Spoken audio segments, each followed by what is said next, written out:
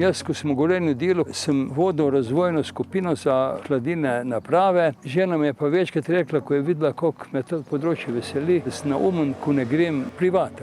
Leta 90 se je pa Slovenija ločila. Inštitut Gorenje, tam, ko sem jaz imel to skupino, je s tem bil prvi na vrsti, da se ga ukine. Potem smo malo že tole probali, kakšno hladilno napravo narediti doma. To je bila potem res najboljša varianta, da tle ostanem pa to širim. No, tukaj se vidi zdaj v bistvu kompleten nov in delno prenovljen objekt.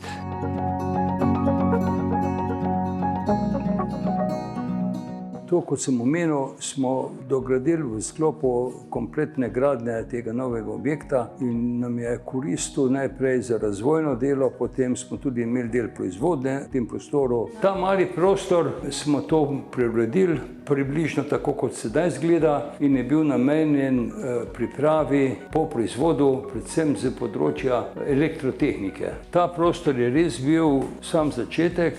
Čez par let, ko smo že malo razširili se, je pa ta prostor postal kot en tak laboratorij za take osnovne meritve. Potem smo postavili tale montažni laboratorij, ima izolirane stene, opremili smo ga tudi s klimatskimi napravami. V tem prostoru je bila kurja farma, ko smo pa začeli s to dejavnostjo, se je pa počasi širilo vse skupaj in je tukaj potem kar bilo enih par fantov, ko so šraufali noter. Tukaj, ko se vidijo stopnice, pa pelaje na podstrešje. To skladišče nam je kar mečkan zakompliciralo transportno pot, ker ni bilo druge variante kot po teh stopnicah.